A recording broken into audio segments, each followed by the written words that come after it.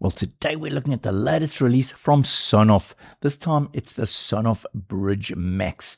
And this device basically allows you to bridge in Zigbee devices, connect them up via the application, and then you can share them out to things like Home Assistant via either Matter or MQTT. But just to be upfront with you, Sonoff did send this device to me free of charge, but they didn't pay me any money, and the thoughts in this video are entirely my own. So the Sonoff Bridge Max currently selling at $59.90, and it basically allows us to bridge Zigbee devices. It says here Bluetooth Home, but as far as I understand, this is only going to be available in a future update. I couldn't seem to do Bluetooth at the moment. It's got the Matter Wi-Fi bridge. It's got a Zigbee gateway. It's got smart security, so it's got this 90 dB siren that can be used on the device, and it also can be connected via MQTT. So it's designed to support Home Assistant via MQTT. It's also giving you a 100 megabit Ethernet port. We've got that speaker and also a local web interface. So the idea of this bridge is that you are bringing in a multitude of different Zigbee devices into the hub and then sharing across with any one of these compatible platforms: Apple Home, Google Home, Alexa, SmartThings, or Home Assistant. So they're telling us here that it will support all Zigbee devices from Sonoff, but there are also a whole lot of third-party Zigbee devices that are also supported. We'll have a look at the list. So if we compare the different bridges from Sonoff, we've got the U, the M, and the P. So the U and the P seem to offer all of these functionalities pretty much the same. System on chip here is an RV1109 versus a SigmaStar SSD 2351Q. Not sure what that is. And the P was running on an ESP32. We then have our Zigbee chip. So both of these are using the EFR32MG21 versus the 2652 on the P. Memory wise, we've got 1 gig here versus 256 meg on the Max. Storage, we've got 8 gigs versus 512 megabytes, and both of them have a 90 dB speaker. The Wi-Fi connection, you can use both 2.4 and 5 gigahertz on the M, and this one supports 128 devices.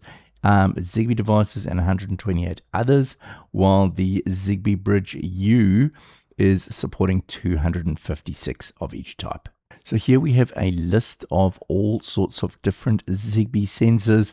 I've connected up a few. I'll show you which ones.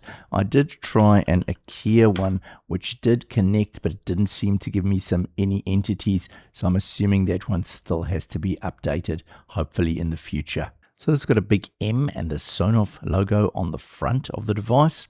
On the rear side, we have our pairing button, our Ethernet, and we have a USB-C for powering the device.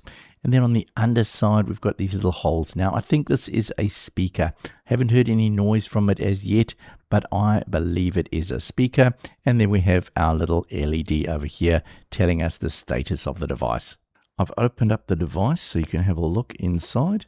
On this side, we've got our speaker, and obviously the majority of the chips are under here being protected or radio shielded. Now, I don't really want to remove this because I think we might have to actually remove it with some solder or click it off. I don't want to break them underneath. But as you can see here, we've got some pads spotted around over there that we could use. Fairly large capacitor over there. On the other side, we've got a couple more chips.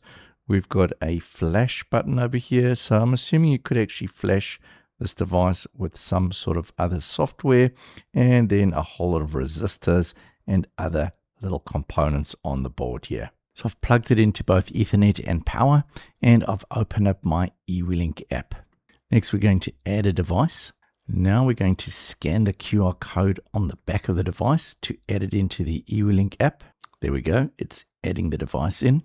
We'll press the Add Device button. Okay, we've already plugged it in and powered it up, so that's great. Tells me the device is starting up, and yes, I have actually heard a sound from the device now, so there definitely is a speaker at the bottom there. Press the next button again. There we go. It's busy connecting, and the device is added. So I've pasted in the IP address of the hub from my router, And now I'm going to go along and I'm going to select a create a password. I have done the time zone. I'm just going to create a password now. So we've created our password and we'll sign into the hub. So it's welcoming us, setup guide, so we can add new devices. We can create our Meta peering bridge by peering using this Meta code. We can add Meta platforms. View the platforms the bridge has joined. Next. We've got the eWeLink account. And we can see up here how many devices are online. I've actually managed to connect an IKEA Rodrit and a third reality button as well. So far it seems to be connecting Zigbee devices from other companies as well. So now to set this up as a Meta bridge through to Home Assistant, we can select Start Pairing. Now from Home Assistant, I'll select Add Integration, add a Meta device. No, it's new, and I'll scan that QR code. Now it's connecting the bridge, and it's connected. Okay, so now that we've added the Sonoff bridge to Home Assistant, we should be able to go along and manage the syncing. So let's add these two devices and save that. So we've now started syncing those devices. Let's see if, and there we go, they've popped up in Home Assistant. Isn't that awesome? So if we now press this button, there we go. It's detecting an event. So it is working with a third reality button there. And we also have our presence sensor over here, which is currently showing as detected. Now we also have this option for Home Assistant where we can sync Home Assistant entity to other Meta fabrics. So we go along here and we select Get Started. It's now searching for Home Assistant. There is my Home Assistant. And we'll sign into Home Assistant. So now, sync management. So now we have access to all of our devices within Home Assistant. So basically what this is doing is it's working as a bridge, similar to Meta Bridge, it looks like. So I can now go and take any one of these devices. Yeah, I can take any one of these entities, like that one, for example. We'll save that. So that is now syncing that.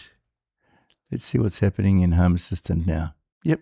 So it's effectively bridging it out of Home Assistant through the bridge and back into Home Assistant through the Meta bridge.